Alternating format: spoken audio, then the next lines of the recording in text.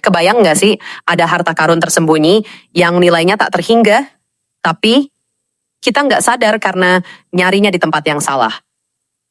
Hari ini kita mau bahas tentang harta karun itu yang ternyata udah lama ada di Papua, jauh sebelum misionaris datang.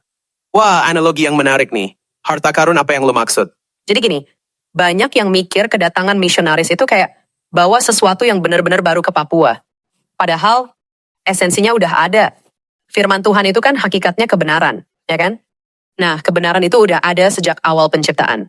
Oh, jadi nilai-nilai luhur seperti kejujuran, kebersamaan, dan menghormati alam itu udah jadi bagian dari budaya Papua? Exactly. Nilai-nilai itu udah tertanam dalam kehidupan sehari-hari mereka. Pas misionaris datang, mereka bantu membuka pemahaman lewat Alkitab tertulis. Mereka kayak ngasih peta buat nemuin harta karun itu. Jadi, peran misionaris lebih ke arah memfasilitasi, ya? Membantu orang Papua mengenali nilai-nilai yang udah mereka punya. Betul banget. Mereka ngajarin baca tulis, nerjemahin Alkitab, dan bantu orang Papua memahami firman dalam bentuk kitab suci tertulis. Tapi, nilai-nilai itu sendiri udah hidup dalam masyarakat Papua sejak lama. Menarik nih. Terus, gimana dengan kehadiran misionaris itu sendiri? Apa cuma sebatas membuka mata aja? Nah, ini juga penting. Kehadiran misionaris juga jadi saksi bahwa Tuhan bekerja di tanah Papua.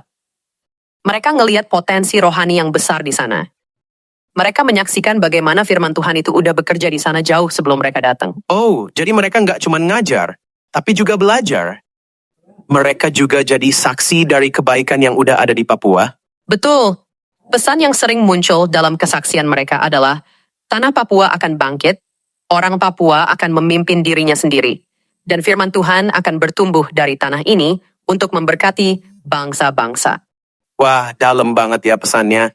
Kayak ada harapan besar yang dititipkan untuk masa depan Papua. Iya, dan ini nunjukin bahwa kehadiran misionaris itu bukan cuma tentang mengubah keyakinan, tapi juga tentang menumbuhkan potensi yang udah ada. Mereka kayak katalisator gitu. Jadi firman Tuhan itu bukan sesuatu yang diberikan dari luar, tapi sesuatu yang ditemukan di dalam. Tepat sekali. Firman Tuhan adalah kebenaran yang bekerja di semua bangsa, termasuk di Papua. Misionaris membantu membuka akses pengetahuan Alkitab. Tapi roh kebenaran udah hidup dalam masyarakat Papua sejak dahulu. Ini ngebuka pikiran gue banget sih. Kadang kita terlalu fokus sama bentuk formal agama, sampai lupa sama esensi nilai-nilai yang terkandung di dalamnya. Iya, dan ini juga ngingetin kita bahwa setiap budaya punya cara sendiri untuk menghayati firman Tuhan. Nggak bisa dipaksain satu ukuran untuk semua. Setuju. Jadi, apa poin penting yang bisa kita bawa pulang dari obrolan ini? Firman Tuhan itu bukan milik bangsa tertentu. Dia adalah kebenaran yang bekerja di semua bangsa. Misionaris membantu membuka akses pengetahuan Alkitab, tapi esensi firman udah ada dalam budaya Papua sejak lama. Terus, yang ketiga, Kehadiran misionaris juga jadi saksi bahwa Tuhan punya rencana bagi Papua. Mereka melihat potensi rohani yang besar di sana dan memberikan harapan bahwa tanah Papua akan bangkit dan memberkati bangsa-bangsa. wah keren banget ya. Ini bukan cuma cerita tentang sejarah agama, tapi juga tentang harapan dan potensi sebuah bangsa. Tepat sekali. Dan ini ngingetin kita untuk selalu mencari kebenaran di dalam diri kita sendiri, di dalam budaya kita sendiri.